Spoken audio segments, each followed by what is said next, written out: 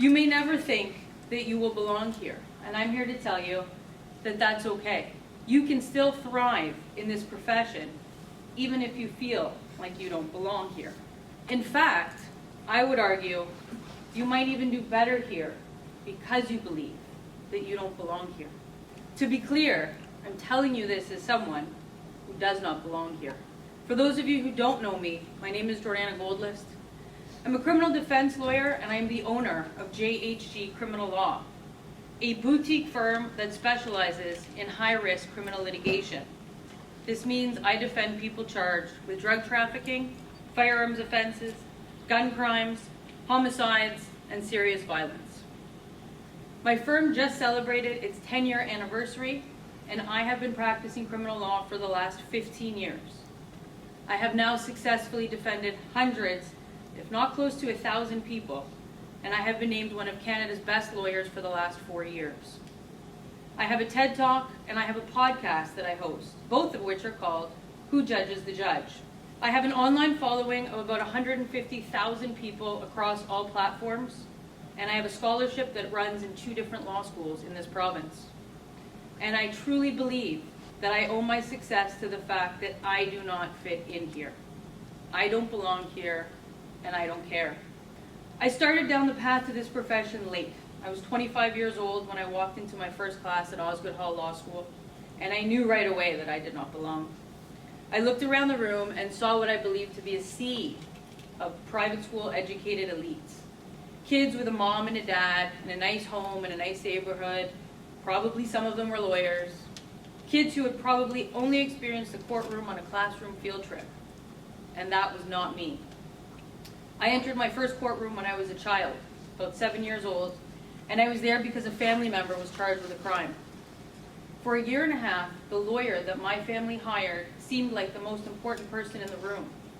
When he called, the entire house was silenced. If there was a meeting with the lawyer, nothing could interfere.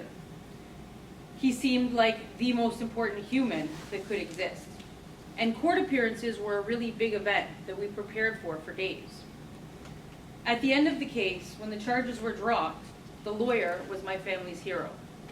And he remained that way for years to come. I wanted that. I wanted to be that important in someone else's family, and I wanted to help other people and other families, despite the fact that I really didn't understand what a lawyer did. I didn't know what lawyering meant.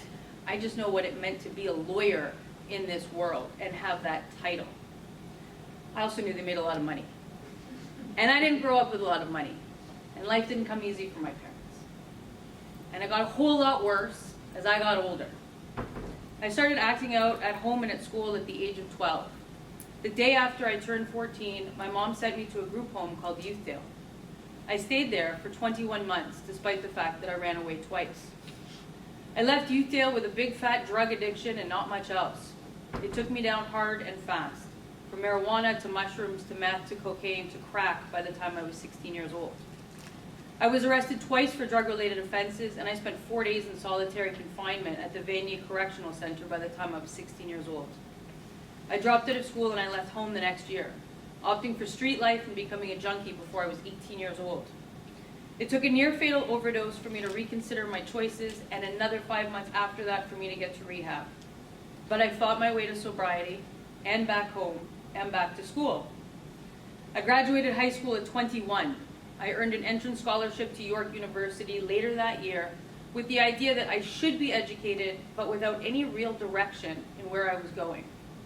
I thought that the last decade of my life would have stopped me from becoming the lawyer I had dreamed about being while I watched my family's hero as a child.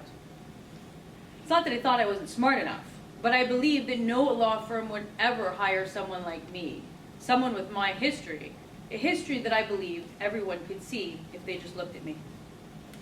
And someone without any experience or any connections. I didn't have lawyers in the family or in my corner that could point me in the right direction or even tell me that I was capable.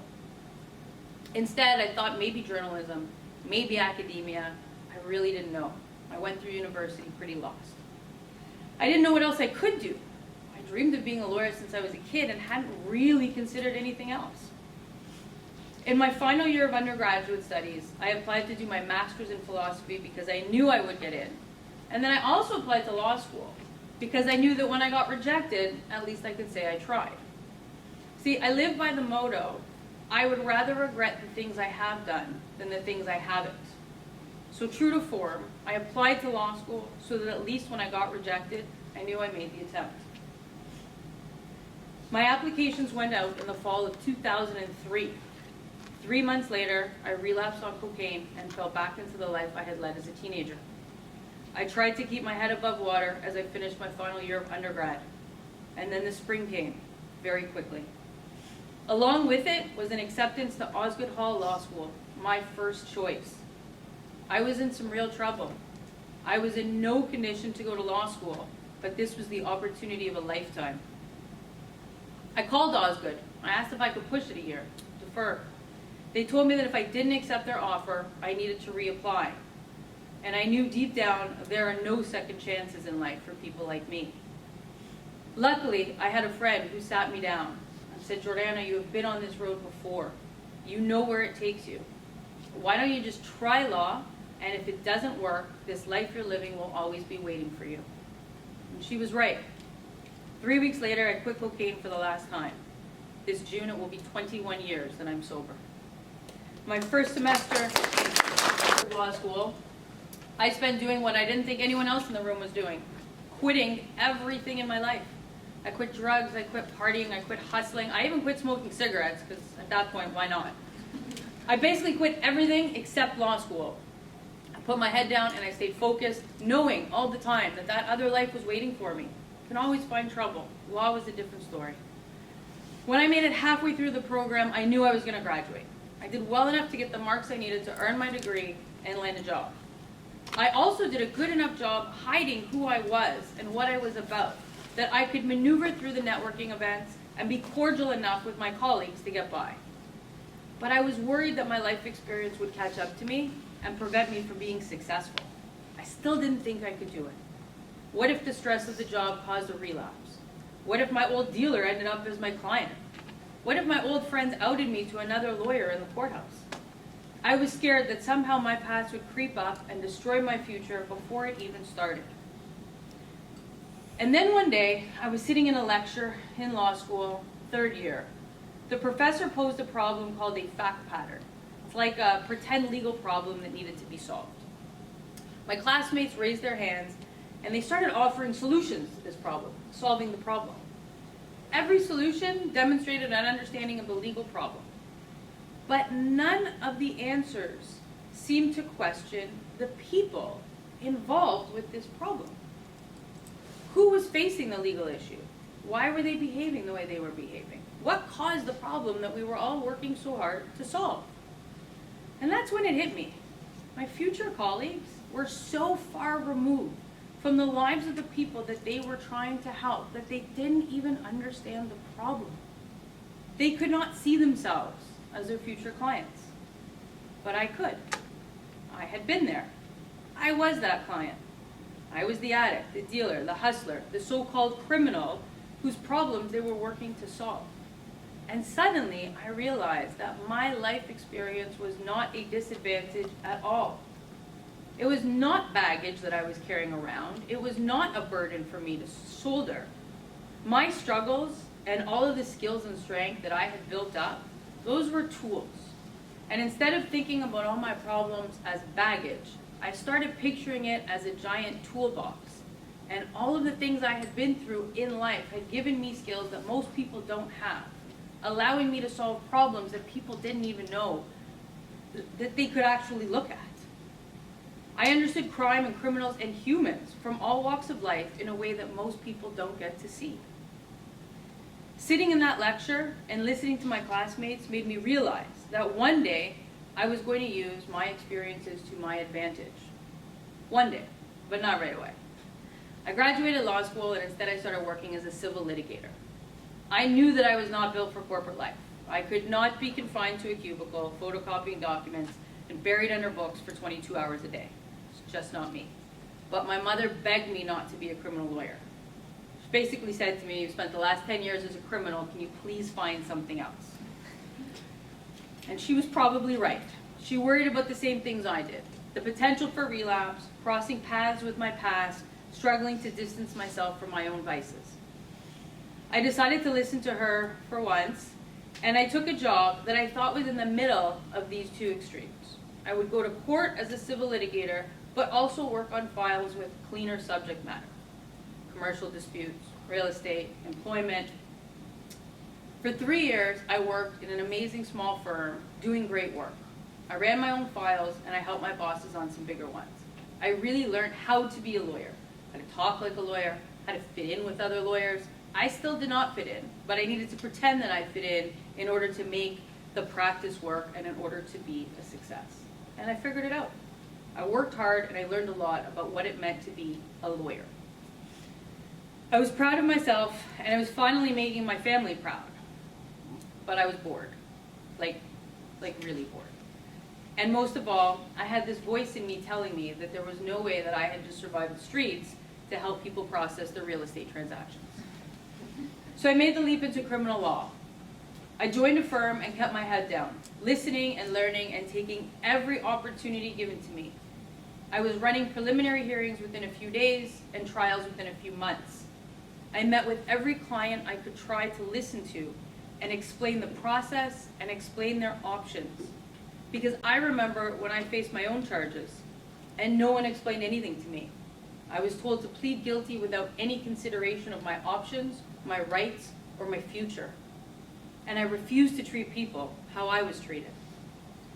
I maintained my motto, regret what you have done, not what you haven't. And I applied that way of thinking to every case and every argument.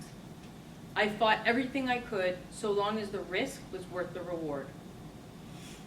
In the beginning, I would run into colleagues who would ask me what I did to quell my fear of the courtroom. I thought they were crazy. I didn't understand the question.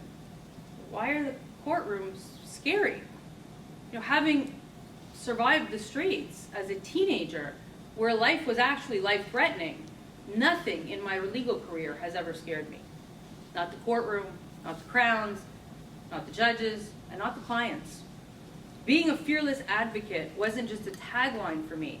It was a reality based on my personal lived experience. I used my understanding and those experiences to excel, in the courtroom and the boardroom. I had a huge practice of my own, and 5 years in, I left my firm to start my own. Like everything in my life, I wanted to do it my way. And the work ethic and the hustle I developed in the streets grew my practice into a nationally recognized, successful boutique firm that has flourished for over a decade now.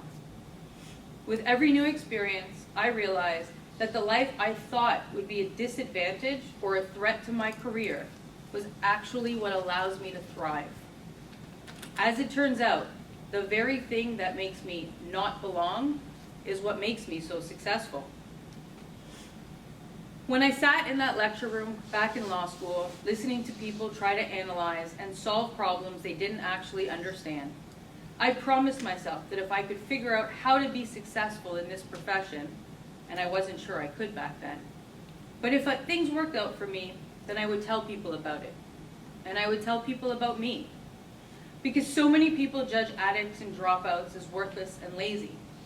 And so many people think that a criminal is a character trait instead of a pattern of behavior that usually comes from a set of circumstances and conditions. And if we change the circumstances, then we can help heal those behaviors. I can tell you, 15 years in, I still don't belong in this profession. But I think the profession is finally starting to change. And the more people who join, despite the fact that they don't belong, the better this profession becomes. I'm here today to tell you that you don't need to fit in here. In fact, I think it might be better if you don't. Thank you.